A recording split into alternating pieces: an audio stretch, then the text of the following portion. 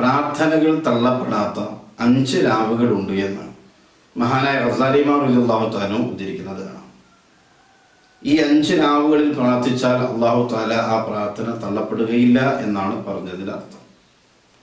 അതിൽ ഒന്നാമത്തെ രാവ് മഹാനവറുകൾ അവിടെ എഴുതി വെച്ചിട്ടുള്ളത് 5 രാവുകളിൽ ഒന്നാമത്തെ രാവ് മഹാനവറുകൾ അവിടെ എഴുതി വെച്ചിട്ടുള്ളത് റജബ് 1-ന്റെ രാവാണ് എന്ന്.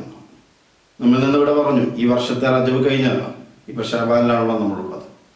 അപ്പൊ റജബ് മാസം 1-ന്റെ രാവ്, നാളെയാണ് റജബ് 1 ഇന്നത്തെ രാത്രി, നാളെയാണെങ്കിൽ ഇന്ന് രാത്രി, അഥവാ രാവ് 1-ന്റെ രാവ്. ഈ 1-ന്റെ രാവാണ് പ്രാർത്ഥനയ്ക്ക് ഉത്തരം കിട്ടുന്ന രാവ്. ആ ദിവസം ആരൊക്കെ പ്രാർത്ഥിച്ചിട്ടുണ്ടോ അവരുടെ പ്രാർത്ഥനകൾ അല്ലാഹു തആല തള്ളപ്പെടുകയില്ല എന്നതാണ്. അപ്പൊ അത്തരം രാവുകൾ ഇനിയും നമ്മളിലേക്ക് വരും. ആ രാവുകൾ നഷ്ടപ്പെട്ടു പോവാതെ പ്രാർത്ഥിക്കാൻ ദുനിയവിയും ഉഖറവിയുമായ നമ്മുടെ വിഷയങ്ങൾ റബ്ബിനോട് ചോദിച്ചു വാങ്ങാൻ നമ്മൾ തയ്യാറാവേണ്ടതുണ്ട്. രണ്ടാമത് മഹാനവറുകൾ പറഞ്ഞത് വെള്ളിയാഴ്ച രാവാണ് എന്ന്. അത് നമ്മളിലേക്ക് ഓരോ ആഴ്ചയും വന്നുകൊണ്ടിരിക്കുകയാണ്. ഇപ്പോൾ നമുക്ക് ഇന്ന് ഞാൻ വോയിസ് വിടുന്നത് ഒരു തിങ്കളാഴ്ചയാണ്. ചൊവ്വ ബുധൻ വ്യാഴം 3 ദിവസം കഴിഞ്ഞാൽ 3-ാമത്തെ രാത്രി, അതാ വെള്ളിയാഴ്ചയുടെ രാവ്, വെള്ളിയാഴ്ചയുടെ തലേ ദിവസത്തെ രാത്രി. ആ വെള്ളിയാഴ്ച രാവിലെയാണ് നമ്മൾ ദിക്ർ, ദുആ, മജ്ലിസുകളും സ്വലാത്തുകളും ഒക്കെ സംഘടിപ്പിക്കാറുള്ളത്. അത് പ്രാർത്ഥനയ്ക്ക് ഉത്തരം കിട്ടുന്ന ഒരു രാവാണ് എന്നതുകൊണ്ട് തന്നെയാണ്. അപ്പോൾ വെള്ളിയാഴ്ച രാവിലെ നമ്മൾ ദുആ ചെയ്യുക, അല്ലാഹു തആല ആ ദുആ സ്വീകരിക്കപ്പെടും. മൂന്നാമത് മഹാനവറുകൾ പറഞ്ഞു ശഅബാൻ 15-ന്റെ രാവ്, നമ്മളൊക്കെ ബറാഅത്ത് രാവ് എന്ന് പറയുന്ന രാവ്. അതടുത്ത ശനിയാഴ്ചയാണ്. ഞാൻ ഈ വീഡിയോ ചെയ്യുന്നത് തൊട്ടടുത്ത് വരുന്ന ശനിയാഴ്ച, അടുത്ത ശനിയാഴ്ച രാത്രി അഥവാ ഞായറാഴ്ച രാവ്. ഞായറാഴ്ചയാണല്ലോ ബറാഅത്ത് ദിനം.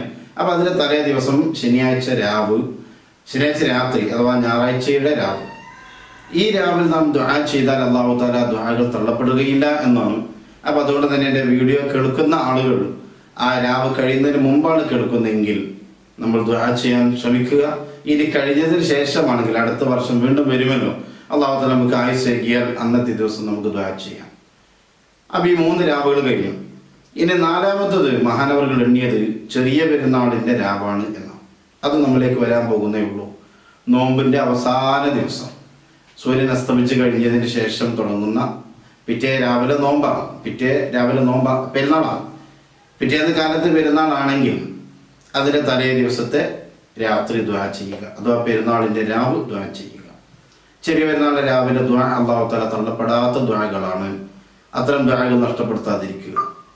5-മത് മഹാനവറുകളോട് ഉദ്ധരിച്ചിട്ടുള്ളത് വലിയ പെരുന്നാളിന്റെ രാവാണ് എന്നാണ്. വലിയ പെരുന്നാളിന്റെ തലേ ദിവസം ദുൽഹജ്ജ് 9-ന്റെ നോമ്പൊക്കെ നോറ്റ്, അറഫ നോമ്പൊക്കെ നോറ്റ്, ആ നോമ്പ് തുറന്നു കഴിഞ്ഞതിന് ശേഷമുള്ള സമയം പിറ്റേ ദിവസം വലിയ പെരുന്നാളാണ്. അപ്പൊ ആ ദിവസത്തെ ആ രാവിലുള്ള ആ പ്രാർത്ഥനയും അല്ലാഹു തആല തള്ളപ്പെടാത്ത പ്രാർത്ഥനകളാണ്.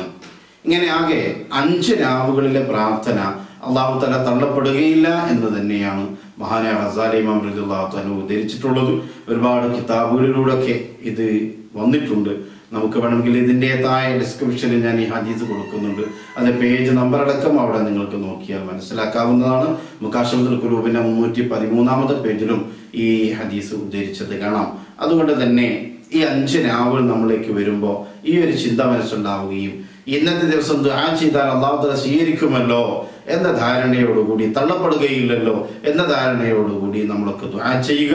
ദുനിയവിയും ഉഖറവിയുമായ കാര്യങ്ങളൊക്കെ നമ്മൾ അല്ലാഹുവോട് ചോദിച്ചു വാങ്ങുക. അല്ലാഹു തആല നമുക്ക് എല്ലാവർക്കും നല്ലത് പ്രദാനം ചെയ്യുമാറാവട്ടെ.